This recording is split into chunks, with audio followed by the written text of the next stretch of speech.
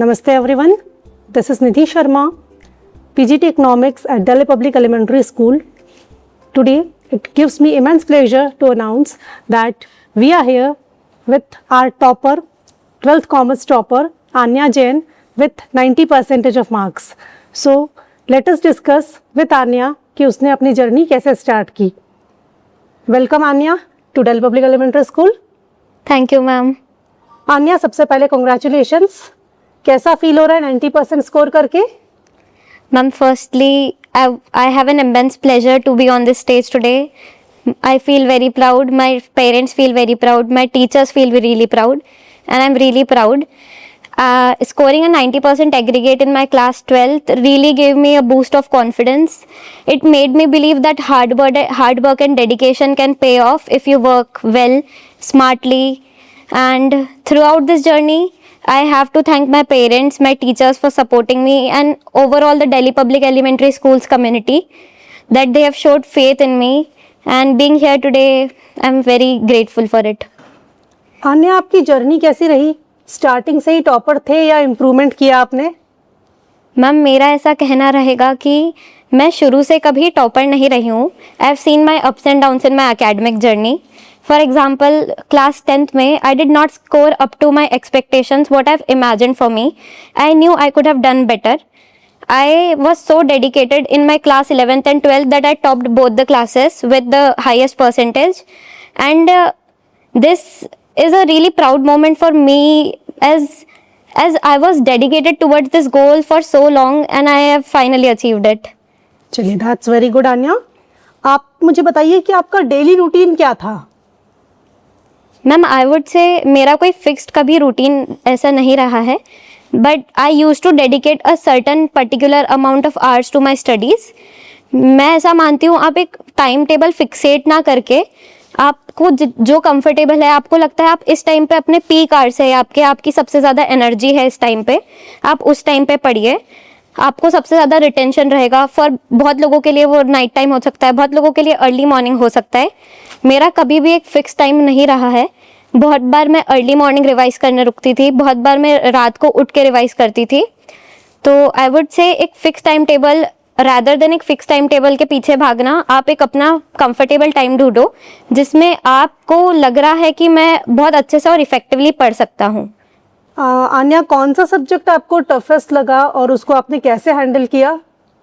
Ma'am, particularly commerce domain में जो मेरा सब्जेक्ट मुझे सबसे टफेस्ट लगा था, that would be accountancy. I use to always make basic calculations error. में हमेशा लास्ट आंसर गलत कर देती थी. मेरे टीचर्स ने भी मुझे इस चीज़ के लिए मतलब बहुत टोका है और मैं उसी आदत से, मेरी उस टोक से ही मैं सुधरी हूँ. I feel in a subject like accountancy, where it's like a very practical subject, you need to put consistent efforts.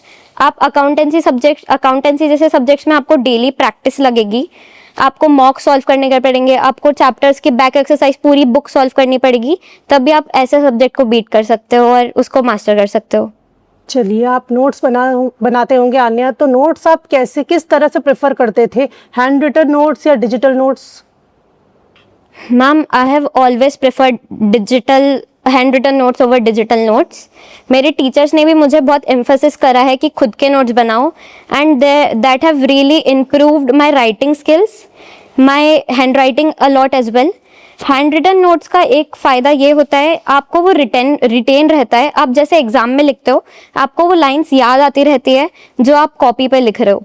तो that gives a advantage over digital notes. तो मैं जो भी 10th और 12th के स्टूडेंट्स हैं, मैं उनको प्रेफरेबली सजेस्ट करूँगी कि आप हैंड रिटन नोट्स बनाएं रादर देन डिजिटल नोट्स, ताकि आपको एक ऑन कॉपी प्रैक्टिस रहेगी, आपका हैंड राइटिंग भी इम्प्रूव होगा, which gives a real advantage in boards exam. So yes, I always used to make handwritten notes only. Okay, so you are also preferring handwritten notes? Yes, ma'am. That's very good. अन्य, जब exams आती है तो stress होता है, सभी को होता है. सो आपने एग्जाम स्ट्रेस को कैसे मैनेज किया? I feel exam stress is really normal for every student. Anyone who's giving any exam which is important for him or her, any exam, let it be 10th board, let it be 12th board, JEE, NEET, any exam. I feel stress आप beat कर सकते हो. What I personally used to do, मैंने 1-2 महीने पहले ही meditation शुरू कर दिया था।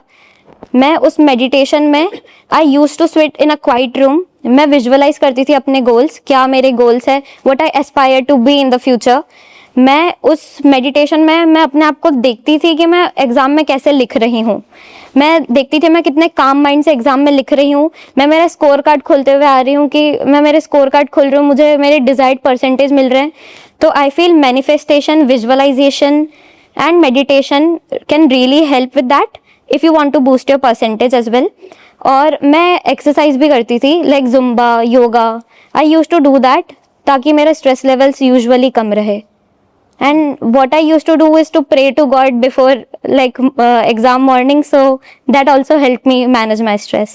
चलिए Anya, that's very good. My next question to you is social media distraction जो आजकल बहुत ज़्यादा कॉमन है, बच्चे सभी करते हैं. So how had you handle, आपने कैसे कंट्रोल किया सोशल मीडिया डिस्ट्रैक्शन को अपनी लाइफ में? Okay ma'am, so social media distractions मेरे लिए चैलेंजिंग था शुरू में, but what I use to do, there is a setting in a phone called digital wellbeing and parental controls, तो that allows you to set particular time limit, yes, तो to a particular app. So what I use to initially do that, मैं एक time लगा देती थी कि 30 minutes I need to use this app, 30 minutes I need to use this app. जो पढ़ाई के ऐप से I usually did not restrict them. And I feel अगर आप ये करते हो और तो ये सही ऑप्शन है. अगर आपका फ़ोन से नहीं रिवा रहा है, नहीं तो आप मम्मी पापा को दे दो फिर फ़ोन आपका, तो that would be good option. चलिए नेक्स्ट, जो अभी 12th में आने वाले स्टूडेंट्स हैं उनको आप क्या 3 गोल्डन टिप्स देना चाहोगे? सबसे पहला मेरा टिप, अगर आप कॉमर्स या फिर साइंस डोमेन से भी, आप किसी भी डोमेन से है, आपका बेसिक्स क्लियर होना चाहिए हमेशा. If your basics are cleared, you will see that will give you a lot of advantages over, मतलब आपको journal entries for example 12th में बहुत दिक्कत आएगी अगर आपके बेसिक्स क्लियर नहीं रहेंगे. Second tip, be consistent.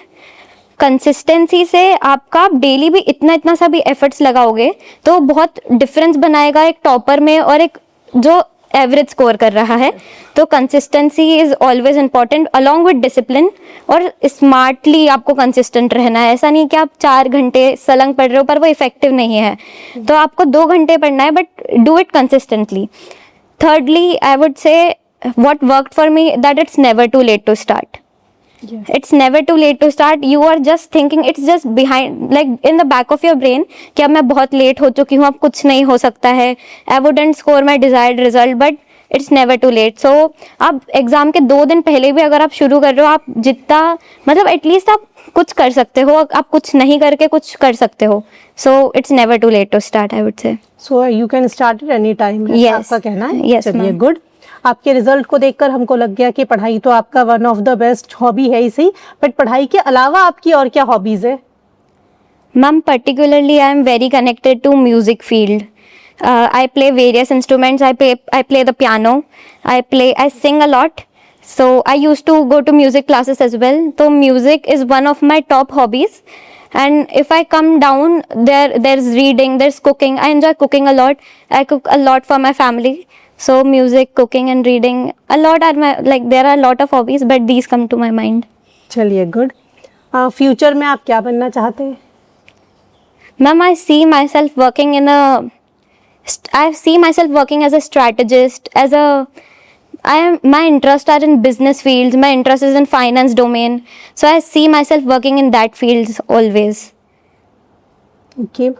Anya, last question to you is, Delhi public elementary school का एनवायरनमेंट आपकी सक्सेस में कितना हेल्पफुल रहा है? Ma'am, I would say Delhi Public Elementary School literally gave me a boost. Let it be academically, let it be socially. यहाँ पे I used to be the value education ambassador and the volunteer as well. It gave me how do you actually become a leader? How do you lead students, which is a rare quality to find in people. My teachers, we used to go to competitions such as Sahodayas, we used to go to competitions such as Bal Vigyan, and it gave me one of my good hobbies, which is public speaking. I enjoy public speaking a lot, and जो बच्चा stage से डरता था वो आज मतलब इतने बच्चों के सामने खड़े होकर मैं बोल पाती हूँ. I feel really proud of that. I never use to go to stage, I always use to be behind the stage.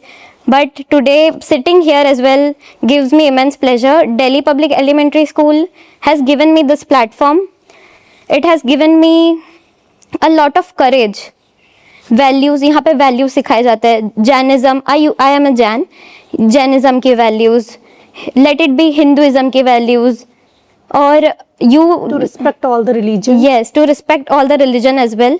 You learn values such as courage, discipline, physical fitness. Here physical fitness is also one of the main priorities of the school management, so we work on that as well.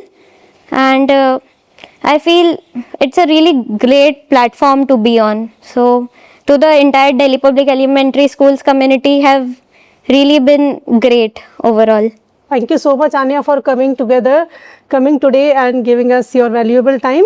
Thank you so much, everyone. Namaste. Thank you, ma'am.